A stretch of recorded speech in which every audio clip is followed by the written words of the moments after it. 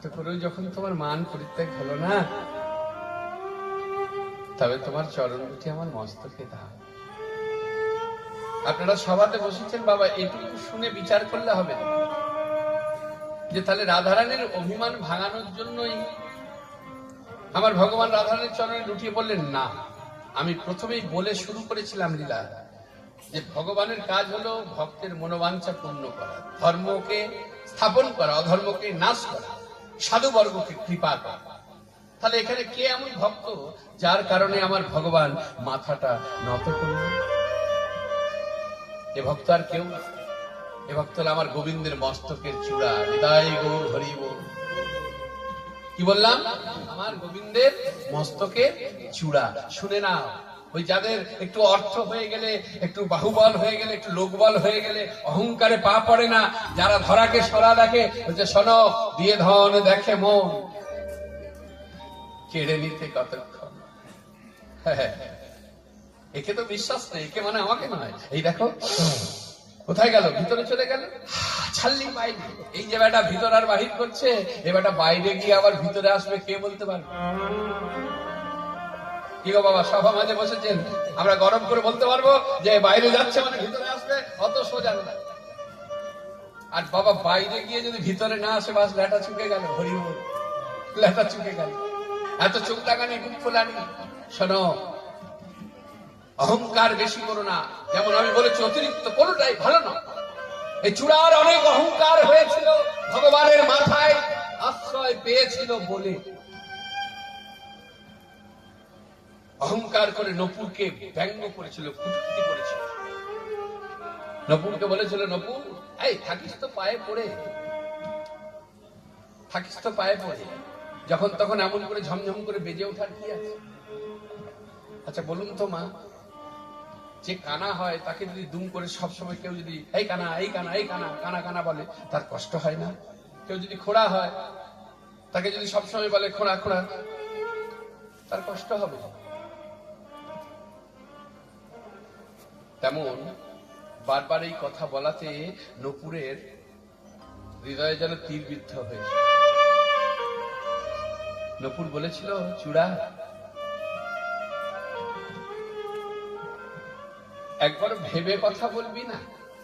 কেন? আমি মাথায় আছি, তুই পায়ে পড়ে আছিস, কেন আবার ভাবার কি আছে? বলছে, চূড়া একবার ভেবে দেখ তো, এই জগৎ সংসারে কত যোগী ঋষি ধ্যানী কর্মী যুগ যুগ তপস্যা করছে।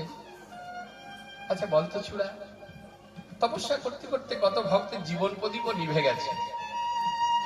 আচ্ছা চূড়া, এমন কোন একজন ভক্তকে দেখাতে পারবি যে তার নিজ মুখে কখনো বলেছে, হে মাধব, হে মাধব, তোমার মাথায় আমাকে আশ্রয় দিও?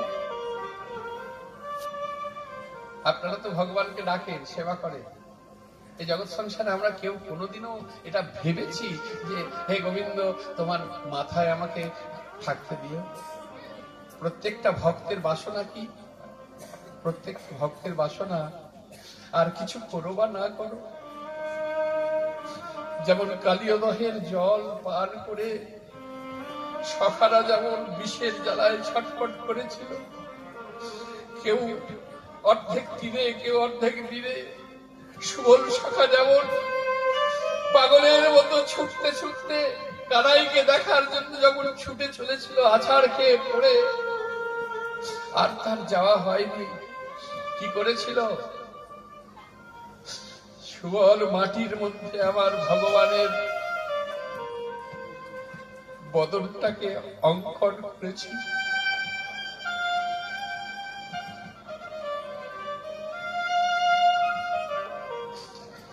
মাটির মধ্যে ভগবানের বদনটাকে অঙ্কন করে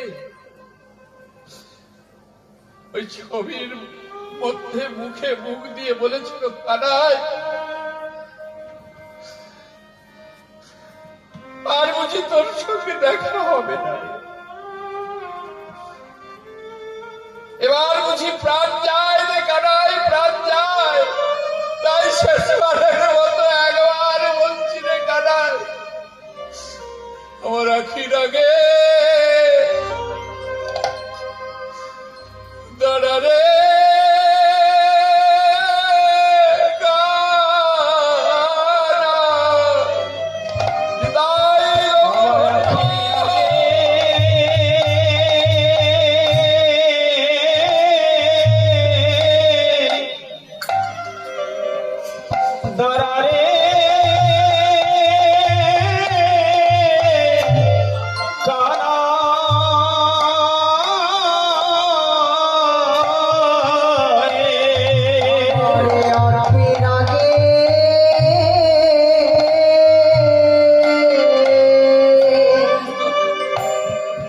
দাঁড়ারে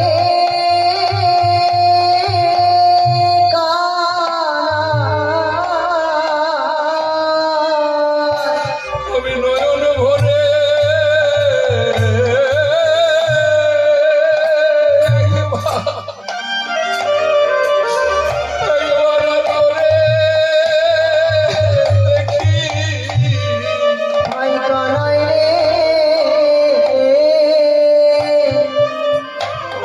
একবারে আখি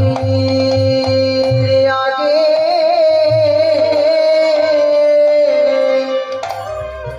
দাঁড়ারে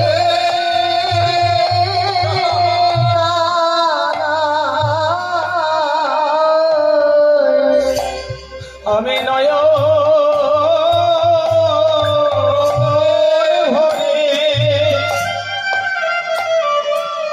শেষবারের মতো তোরে দেখি ওরে দাঁড়ারে কানাই আমার আখি আগে দেখা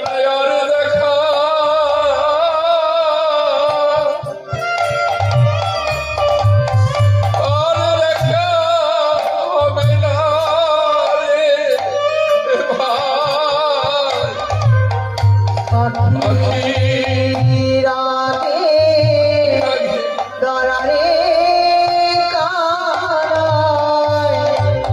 ওরে কানাই আর দেখা হবে না রে ভাই ওরে আর দেখা হবে না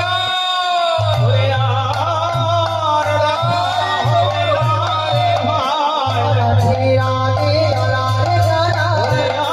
দেখা হবে না রে ভাই দেখা হয় কি না হয় আমার আখির আগে দাঁড়া ভাই দাঁড়াই। ভক্তের মনের বাসনা সুবল বলেছিল মৃত্যুকালে যদি তোর বদন দেখতে দেখতে কেউ প্রাণ ত্যাগ করে তার নাকি আর এই নরক যন্ত্রণা ভোগ করার জন্য বারে বারে আসা যাওয়া করতে হয় না। তাই ভক্ত বারে বারে ভগবানকে বলে প্রভু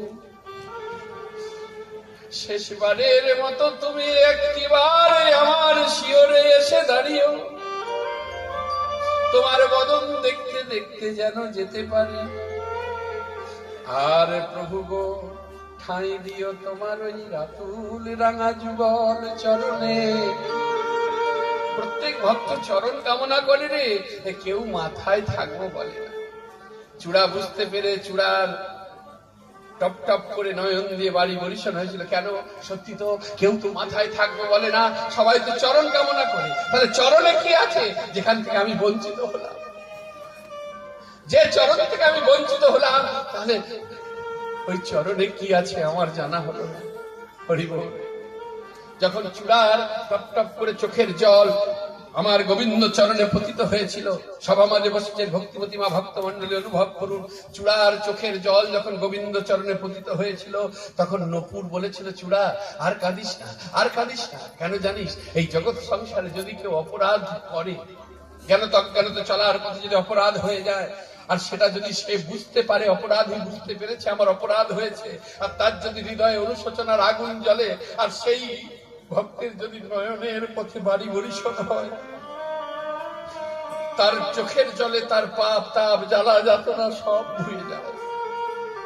তাই চূড়া আজকে তোর ওই চোখের জলে সব অহংকার দূরে গেছে, তাই আর কাঁদিস না। কিন্তু আমার যে দেবার কিছু নেই। তখন নপুর বলেছিল চূড়া রে, আমার তো দেবার কিছু নেই, তবে তোরে আমি করি আশিস। আমি পেয়েছি জগৎ গুরু চরণ চূড়া রে, আমি তোরে করি আশিস। তুই পাবি জগৎ গুরুর তুই পাবি জগৎ তাই গুরুর চরণ। তাহলে এখানে আশীর্বাদটা কি করলো? এইগুলো একটু শুনতে হয়।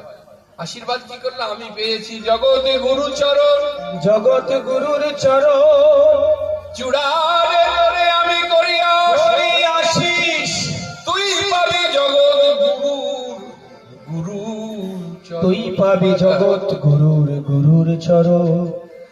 তাহলে জগৎ গুরু যদি আমার ভগবান কৃষ্ণ হয়, জগৎ গুরুর গুরুকে, ও মায়েরা, তোমাদের এই নারী জাতির যত সুন্দরী রমণী আছে, এমন লক্ষ লক্ষ কোটি কোটি সুন্দরী রমণীকে ভেঙে একজন নর্তকী তৈরি হয়। ভালো করে শুনে না, যত জগতে সুন্দরী রমণী আছে, কোটি কোটি রমণীকে ভেঙে হয় একজন নর্তকী। মানে ইন্দ্রলোকে নৃত্য করে নর্তকী বা অপ্সরা। এমন কোটি কোটি অপ্সরাকে ভেঙে তৈরি হয় একজন স্বর্গের দেবী। আর এমন কোটি কোটি দেবীকে ভেঙে তৈরি হয়েছে আমার স্বয়ং রাধারানী। তাই গৌর হরি বল। তা গোবিন্দ যদি জগতের গুরু হয়, তাহলে জগতের গুরুর গুরুকে, যে রূপে সারা জগৎ মুগ্ধ হয়ে যায়, কি বাবা তাই না, যে রূপে সারা জগৎ মুগ্ধ, আজকে আবার সেই গোবিন্দ একজনের রূপে নিজে মুগ্ধ। হরি বল, হরে কৃষ্ণ। সে হলেন আমার প্রেমময়ী রাজনন্দিনী রাধারানী। তাই তো বলছে, রাধিকা প্রেমের গুরু আমি শিষ্য নয়, আমি শিষ্য নয়, রাধিকা প্রেমে আমায় নাচায়ে নাচায়ে দেভ। তাই গোবিন্দের প্রেমের গুরু হলেন আমার প্রেমময়ী রাজনন্দিনী রাধারানী। এখন এবার আপনারা বিচার করুন, এই যে নপুর যে চূড়াকে আশীর্বাদ করলো যে তুই জগৎ গুরুর গুরু চরণ পাবি, এখন যদি আমার গোবিন্দ এই রাধারানীর চরণে মাথাটা না লুণ্ঠন করে, যদি নত না করে, তাহলে ভক্তের মনোবাঞ্ছা পূর্ণ হবে। রাধে রাধে। তাই আজকে মাথা নত করে দিল। তাই দেখবেন বারে বারে চূড়া বাম দিকে হেলে থাকে। কোন দিকে হেলে থাকে চূড়া? মায়েরা বলো, চূড়া কোন দিকে হেলে? বাঁ দিকে হেলে। কেন? বাঁ দিকে কে আছে? গোবিন্দের। গোবিন্দের বামে আছে আমার প্রেমময়ী রাজনন্দিনী রাধারানী। বাম দিকে হেলে রাধারানীর চরণ দর্শন করে, আর রাধারানীকে বলে, ও রাধে, তুমি প্রতিদিন প্রতি মুহূর্ত এইভাবে মানে বসো না কেন? তুমি যদি অভিমান করো, তুমি যেদিন অভিমান করবে, চূড়া বাম দিকে হেলে রাধারানীর চরণ দর্শন করে বলে, ও রাধে, তুমি যেদিন মান করবে, সেদিনই আমি চরণে পাবো। ও সেদিনই আমি চরণে পাবো, আমি চরণে পাবো। বলি, ও রাধে বিনোদিনী, সেদিনই আমি তোমার চরণে পাবো। বলি ও রাধে বিনোদিনী, আমি সেদিন তোমার চরণে পাবো। বলি ও রাধে বিনোদিনী, তোমার চরণে পাবো। ও রাধে বিনোদিনী, সেদিন তোমার চরণে পাবো। এত মিনতি করি, কিছুতেই যখন কোনো কাজ হলো না, এত মিনতি করি, কানু যাব চল হলো, তবু নাহি হেরলো বয়াল। গোবিন্দ দাস মিছে আসো আসো, রুহু রুহু চলো চলো বড় কাল। রাধে রাধে। গোবিন্দ আমার চলে গেল গো। রাধারানী অভিমান পরিত্যাগ করলো না। আর এই দৃশ্যটা দেখছিল, গাছের ডালে বসে সুখ হরি পাখি, সুখ নামক শাড়ি নামক পাখি। এরা দুজনের মধ্যে দ্বন্দ্ব লেগেছে। দুজনের মধ্যে দ্বন্দ্ব লেগে দুজনের মধ্যে খুব ঝগড়া হচ্ছে। শাড়িপতি সুখ তখন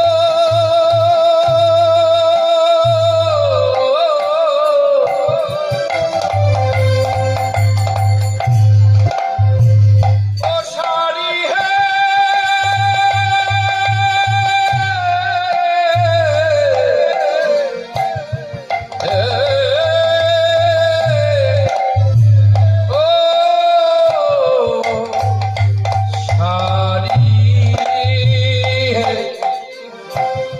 শাড়ির প্রতি শোকে তখন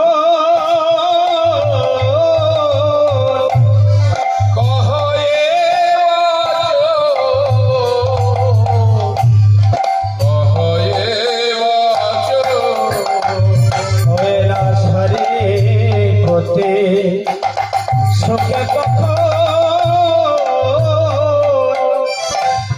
কহে বচন, কহে বচন।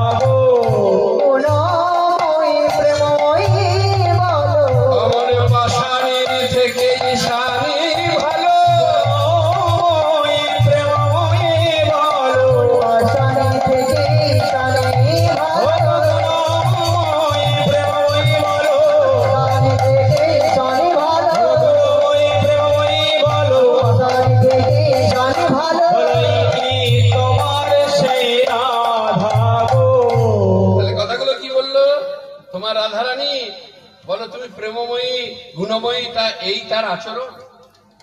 কৃষ্ণ করপদ্মকে পায়ে করে ঠেলে দিল, হ্যাঁ?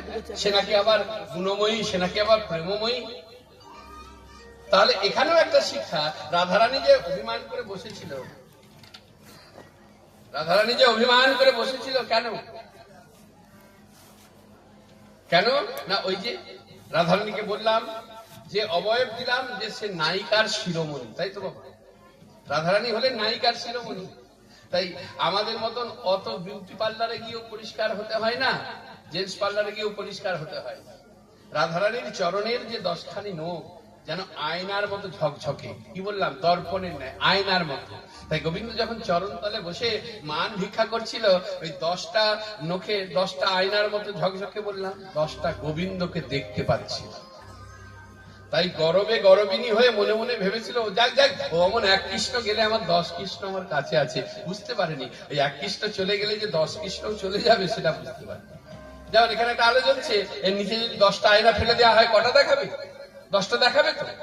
কিন্তু এটা যদি নিভিয়ে দেওয়া হয়, তাহলে তার একটাও দেখা যাবে না। এইটা রাধারানী বুঝতে পারে।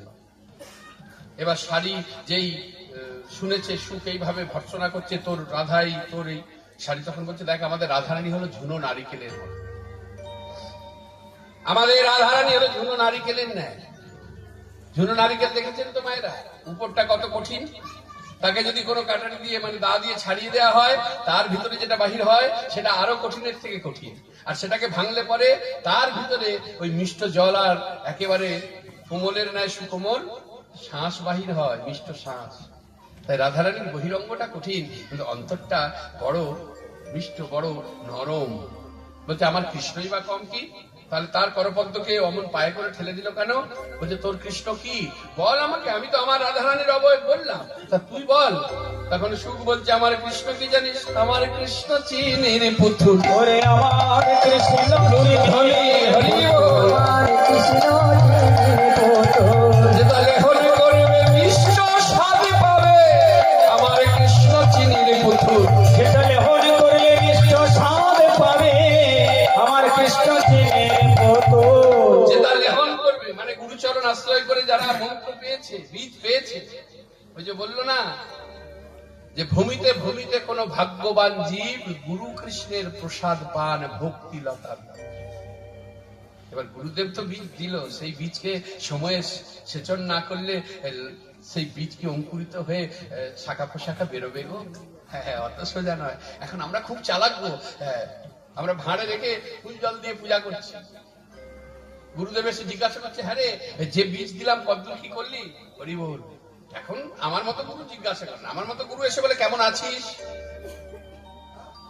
মেয়েটার বিয়ের কতদূর কি করলি, ছেলেটার চাকরি পেলো কিনা, চাষবাস কেমন করেছিস? হরি বল। আর দেখিস এবার আশ্রমের অনুষ্ঠানটা খুব বড় করে করছি, অনেকটা আসামি এসেছি। হলো না, ভুল হয়ে গেল। যে প্রকৃত গুরুদেব হয়, যিনি পরম দয়াল গুরু হয়, সে তোমার এসবের কোনো খোঁজ নেবে না গো। সে এসে তোমাকে একটা কথাই বলবে, হ্যাঁ রে, যে বীজ আমি দিলাম তার কতদূর কি করলি, নিতাই গৌর হরি বল। হ্যাঁ, বীজ শুকিয়ে গেল না অঙ্কুরিত হলো? তা এখন গুরুদেব এসে বলছে, হ্যাঁ রে, বীজের কতদূর কি করলে? হ্যাঁ গুরুদেব রেখেছি, মানে আমরা তো নিজেদেরকে খুব বড় চালাক করি না, রেখেছি গুরুদেব, খুব যত্নে রেখেছি, রোজ ফুল জল দিচ্ছি। তো দেখা বীজ। এবার যে ভাঁড় উল্টে দেখাতে গেলাম, দেখি সেখানে বীজ নেই, কিছু পোকার বিষ্ঠা আর পচা দুর্গন্ধ বেরোচ্ছে। সরস ভূমি তৈরি করো, বীজকে সেচন করো। কি দিয়ে সেচন করবে? এই যে সভাতে বসেছেন, অনেকে বিরক্ত হয়, অনেকে আসে না, অতি অবশ্যই ভাগবত শ্রবণ করবেন, কীর্তন শ্রবণ করবেন। বলছে শ্রবণ কীর্তন জলে করো সেচন।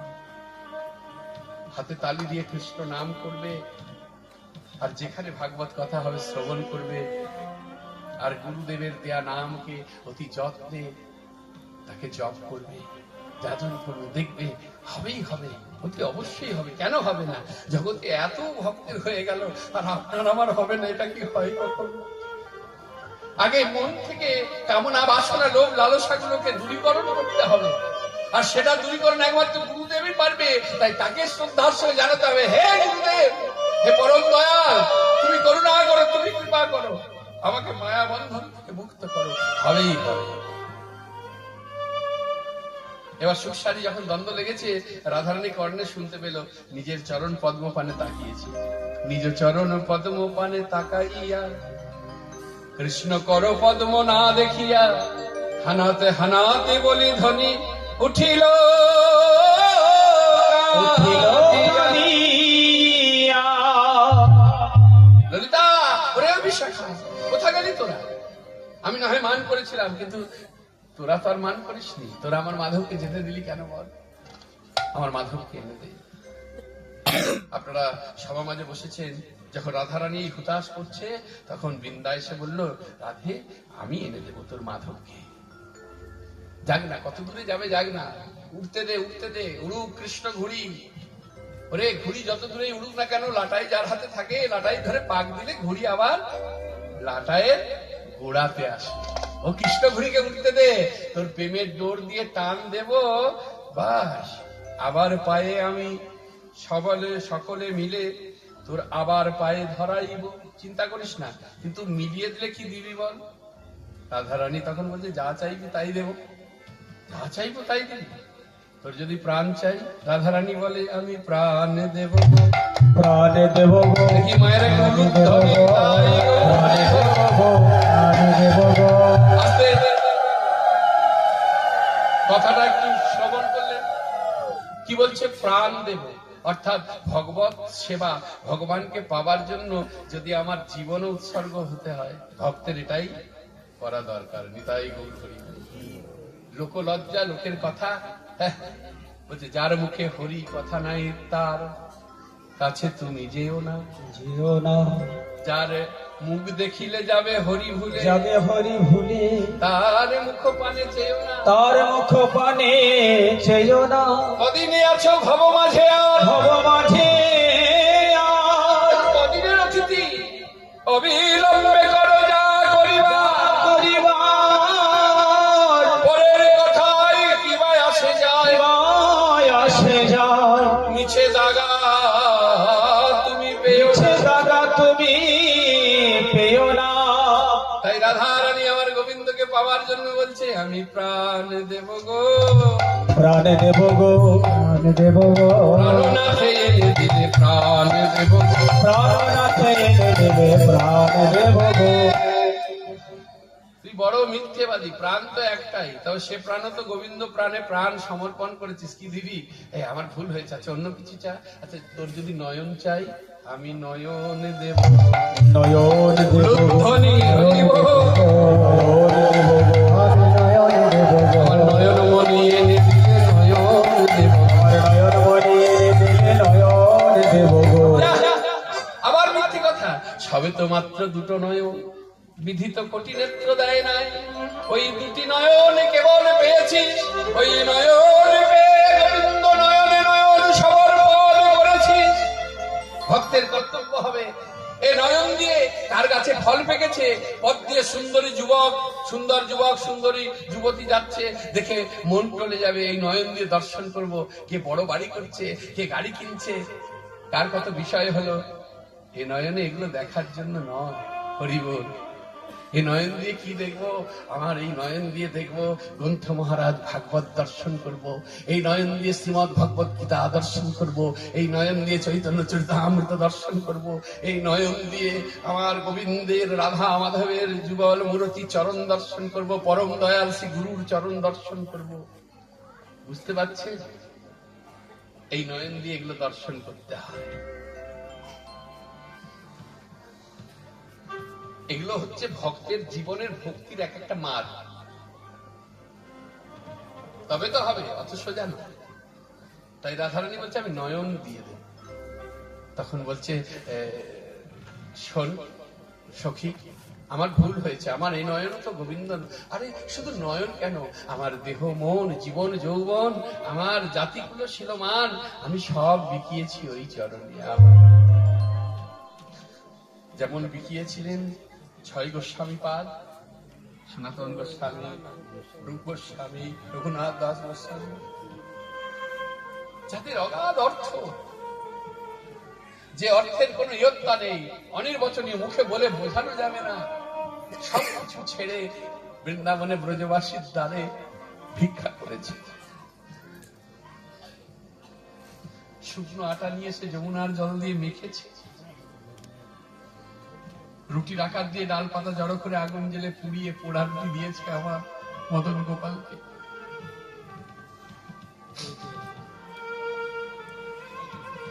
এক একটা বৃক্ষতলে এক একটা রাত্রির বেশি থাকেনি।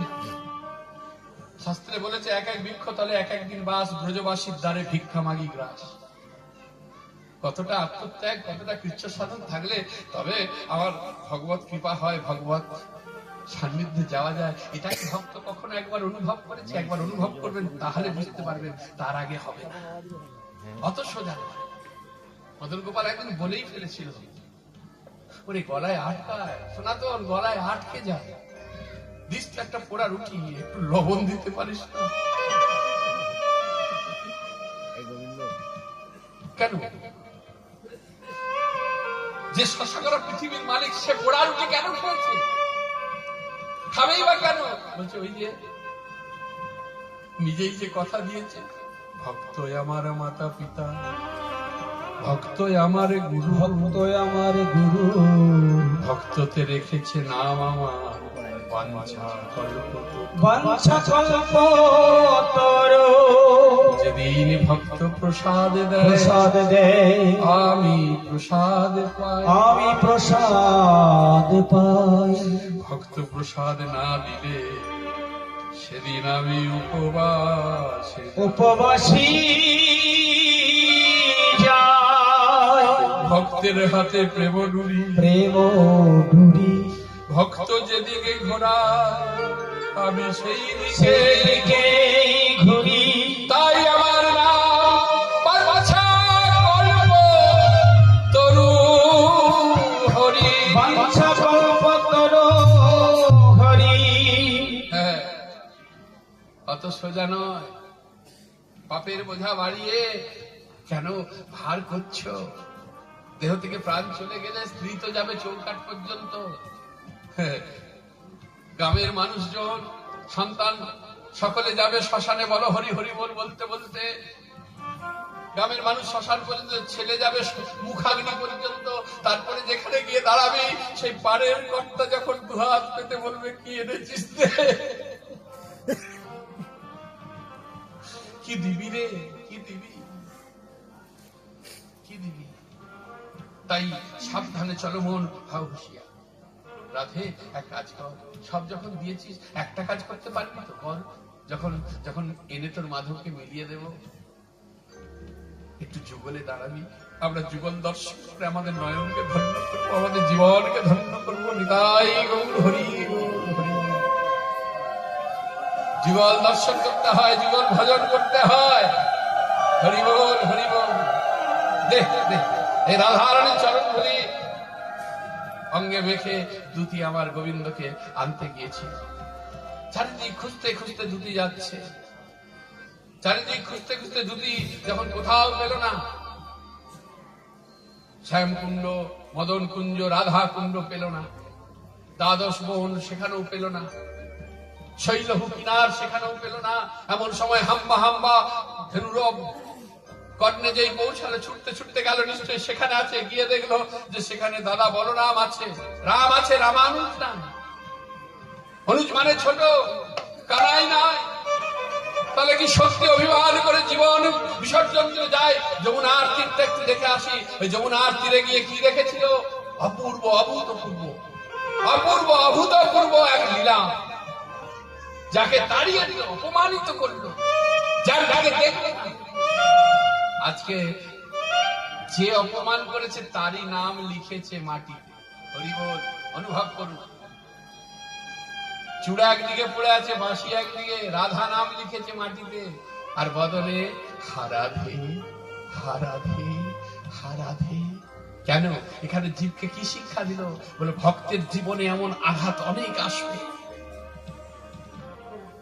ভক্তের চোখের সামনে হয়তো তার সন্তান ছটফট করে মারা যাবে, ভক্তের চোখের সামনে তার এই পার্থিব জগতের বিষয় বৈভব তিল তিল করে নষ্ট হয়ে যাবে। ভক্তের জীবনে এমনও দিন আসতে পারে তার যে গৃহ, সেই আচ্ছাদন তার মাথায় থাকবে না। ভক্তের হয়তো এমনও দিন আসবে পথে পথে কাঙালের মতো ভিক্ষা চেয়ে বেড়াতে হবে। এমনও দিন আসতে পারে একদিন হয়তো প্রসাদ পেল, হয়তো 4 দিন প্রসাদ নাও পেতে পারে। তাহলে কি ভগবত অভিমান করে, ভক্ত ভগবতের প্রতি অভিমান করে ভগবানকে ডাকা কি ছেড়ে দেবে গো? ওই যে সনাতন সনাতন বলছে, যেই বলেছে পোড়া রুটি দিস খেতে পারি না, লবণ দিতে পারিস না, না। আচ্ছা তোমার কি মনে হয় এই বয়সে এই তোমার জন্য আলাদা করে আবার আমাকে মাদুকুরি করতে হবে? আজকে তুমি লবণ চাইছো, কালকে তুমি মিষ্টি চাইবে, পরশু পরমান্ন চাইবে, হ্যাঁ? আবার তারপর দিন আবার বলবে একটু ঘি দাও, ঘি মাখিয়ে দাও, ভালো করে নরম হবে। এই দেখো, সত্যি কথা বলবো একটা, আমি তোমার জন্য আলাদা করে আর মাদুকুরি করতে পারবো না। সভা মাঝে বসেছেন তো, একটু অনুভব করুন তো, এই দৃশ্যটা যদি কোনো ভক্তের সঙ্গে ঘটে, ভগবানের কথা হচ্ছে, বলছে তোমার জন্য আমি আলাদা করে মাদুকুরি করতে পারবো না। তোমার এই পোড়া রুটি খেতে হলে খাও, আর যদি তোমার না পোষায় তুমি অন্য ভক্তের কাছে যেতে পারবে। এ কথা কে কাকে কখন বলে জানো? যখন খুব আত্মবিশ্বাস থাকে যে আমি ওকে যাই বলি না কেন, ও আমাকে ছেড়ে কখনো যাবে না অভিমান করে, আর ও আমাকে যাই বলুক না কেন, ওকেও আমি জীবনে কোনোদিনও ছেড়ে যেতে পারবো না। এমনই বন্ধন, এমনই ভক্তির বন্ধনে যখন ভক্ত বাঁধতে পারে, যা ইচ্ছা ভগবানকে বলতে পারে, যা ইচ্ছা ভগবানকে দিয়ে করাতে পারে, এমনও প্রমাণ আছে। তার প্রমাণ আমি শুধু ইঙ্গিতে দুটো বলে দিয়ে যাচ্ছি। আস্তে আস্তে হয়তো সময়টা অনেকটা অতিবাহিত হয়ে গেছে। কটা বাজছে? হ্যাঁ। লক্ষ্য করে দেখুন একবার, আপনারা সভা মাঝে বসেছে, বলে না ভক্তি যার ভগবান তার, এ কথা মিথ্যা নয়। অনেকে বলে দূর দূর, ওসব কেবল গল্প কথা। না, যদি ভক্তি যার ভগবান তার না হতো, আচ্ছা বলুন তো, সুদামা যখন আমার ভগবানকে দর্শন করতে গেছিল তার বন্ধু কৃষ্ণ সখার কাছে, ভগবান কি করেছিল? পাগলের মতো খড়ম না পরে, উত্তরীয় গায়ে না দিয়ে, রাজ দরবার থেকে রাজা হয়ে পাগলের মতো ছুটতে ছুটতে সুদামা সুদামা বলতে বলতে বেরিয়ে এসেছিল। সকলে হতবাক হয়েছিল। সুদামাকে আলিঙ্গন করে জড়িয়ে ধরে পাগলের মতো নিয়ে গিয়ে তার নিজের সিংহাসনটা বন্ধুকে ছেড়ে দিল। বস বস, এখানে বস। রুক্মিণী সত্যভামা স্বর্ণ থালি নিয়ে এসেছে, সুগন্ধযুক্ত পুষ্প দিয়ে বাড়ি মানে জল নিয়ে এসেছে।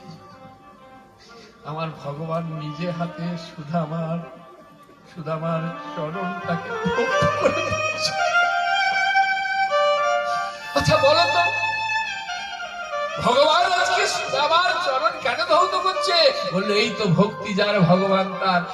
ভক্তির জোরে ভগবানকে দিয়ে ভক্ত চরণ ধৌত করিয়ে দিল। নিতাই গৌর হরি।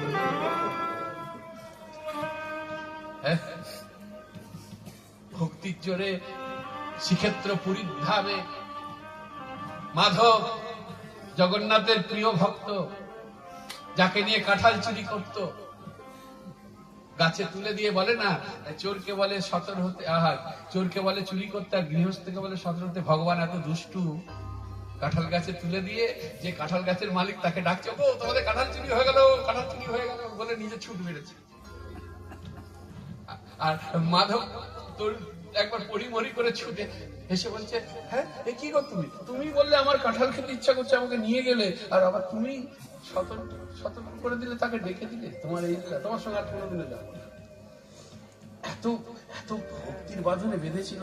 যখন মাধবের কলেরা হয়েছিল, মাধবের যখন কলেরা হয়েছিল, যখন অচৈতন্য হয়ে পড়েছিল, আপনারা জানেন, সকলে সেবা করবো বলে গ্রামের লোক গিয়েছিল, কাউকে সেবা করতে দেয়নি। একটা কথাই বলেছিল, যদি আমার এই ভর্তি মায়ের পক্ষে আমার কোনো প্রয়োজন থাকে তাহলে আমি থাকবো থাকবো থাকবো, আর যদি প্রয়োজন না থাকে তোমরা কে, তোমরা কি করবে, আমার কে কার কি করতে পারে, আমি চলে যাব। আমার জগন্নাথ আছে, আমার জগন্নাথ। কি বলছে? আমার জগন্নাথ আছে।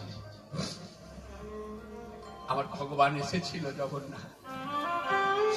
ভগবান হয়ে ভক্তের সেই নরক, সেই নোংরা কাপড়, যাতে পায়খানা করে বমি করে নোংরা করেছে, আমার ভগবান ভক্তের সেই নোংরা কাপড় গা থেকে খুলে দিয়ে সমুদ্রের জল দিয়ে তার অঙ্গটা ধৌত করে দিয়েছে।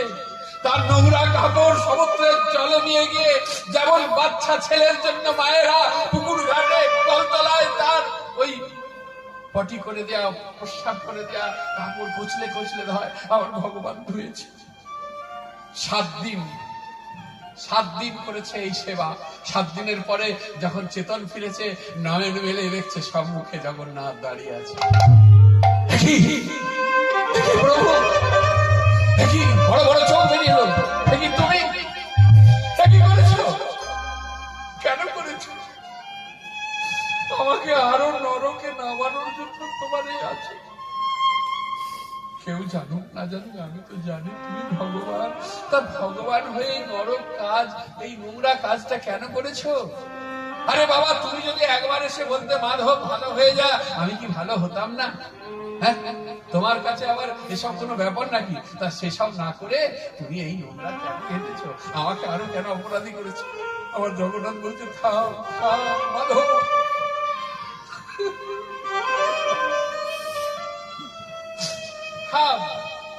আমি কেন করেছি জানিস? এই জগৎ সংসারে কর্মফল সবাইকে ভোগ করতে হয়। আমি যদি তোকে বলতাম যে মাধব ভালো হয়ে যা, তুই হয়তো ভালো হয়ে যেতিস, কিন্তু তোর কর্মফল রয়ে যেত। আর কর্মফল যার থেকে যায় তাকে বারে বারে এই ধরতি মায়ের বক্ষে তাকে নরক ভোগ করতে আসতে হয় আর যেতে হয়, আসতে হয় আর যেতে হয়। তা তুমি বলছো যে আমার কর্মফল এখনো বাকি আছে। বললো আছে, আরেকটু আছে, আরেকটু আছে। এখনো 14 দিন মতো তোর কর্মফল ভোগ করা বাকি আছে। কদিন বললো বাবা? 14 দিন কর্মফল ভোগ করা বাকি আছে। তবে শোন, এই 14 দিন আর তোকে কর্মফল ভোগ করতে হবে না।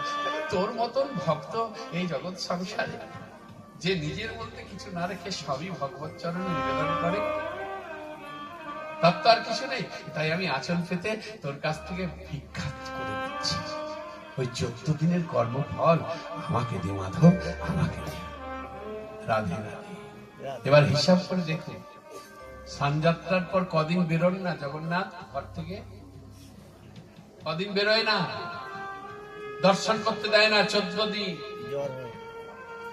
সবাই বলে যে স্নানযাত্রায় অনেক ঘটি ঘটি 108 ঘটি জল স্নান করে জ্বর হয়েছে।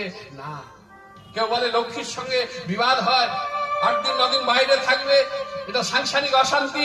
না, ভক্তবৎসল ভগবান ভক্তের ওই কর্মফল, ভক্তের কর্মফল ভোগ করছে 14 দিন। শরীর অসুস্থ হয়, জড়িবুটি দিতে হয়। বুঝতে পারছেন বাবা? তাহলে ভক্তি যার ভগবান তার, এ কথা মিথ্যা নয়। ভক্তি করে দেখো, অতি অবশ্যই পাবে, অতি অবশ্যই পাবে। তাহলে ভগবান আজকে রাধা নাম মাটিতে লিখে মাটির উপরে শয়ন করে কি শিক্ষা দিলেন? বললো, শোনো, জীবনে যত দুঃখই আসুক, যত কষ্টই আসুক, যতই অপমানিত হও, ভগবতের নাম যেন তোমরা বদলে ছেড়ে দিও না। তাই গৌর হরি, তাকে স্মরণ থেকে সরিয়ে দিও না। তাই আজকে গোবিন্দ শিক্ষা দেবে জীবকে বলে আজকে রাধারানী অপমান করে তাড়িয়ে দিলেন, নিল না, কিন্তু তারই নাম লিখে তারই নাম করছে। আর দুটি দূর থেকে দেখে বলছে, বাবা এ কি অবস্থা! কিন্তু যেচে মান ভাঙাতে গেলে যদি অভিমান হয়, তাই দূর থেকে রাধা রাধা বলে নামে চিৎকার করলো। আর রাধা নাম শুনেই গোবিন্দ তাড়াতাড়ি করে ধুলা ঝেড়ে উঠলো। ধুলা ঝেড়ে উঠে তাড়াতাড়ি করে ওই দুতির কাছে গিয়ে বললো, দুতি, ও দুতি, দুতি, কে কে আমার নাম ধরে ডাকে? তোমাকে তো চিনতে পারছি না। গোবিন্দ মনে মনে ভাবলো সর্বাঙ্গে ধুলা লেগে আছে, তাই চিনতে পারছে না। তাই উত্তর এটা দিয়ে সব ধুলা তাড়াতাড়ি করে ছেড়ে নিল। এবার চিনতে পারছো? দুটি আনতে গিয়ে ধরা দিচ্ছে না, বলছে, মরণ, তুমি তো আমাদের সেই মাধব গো। তা মরবো বলে এলে, এখনো মরণই। মায়েরা 16 কলা জানে তো। ধরা দিচ্ছে না। দুটি এমন করে বাক্যবাণে জর্জরিত করো না। দুটি বলছে, কেন? বলো না, আমার রাধারানীকে কি আমি পাবো না? তো রাধা রাধা করো না তো, চলো না, আমিও তোমার সেবা করবো। আমিও তোমার সেবা জানি, আর তোমার জন্য আমি অনেক দিন ধরে অপেক্ষা করছি। তোমার সেবা করবো বলে অনেক কিছু জিনিসও নিয়ে এসেছি। বোধহয় আমারও মন্দিরে চলো, আমার মন্দিরে চলো, আমার মন্দিরে চলো। যদি আমার মন্দিরে যাও আমি তোমার সেবা করবো। কেমন করে জানো? পানি ফল আনি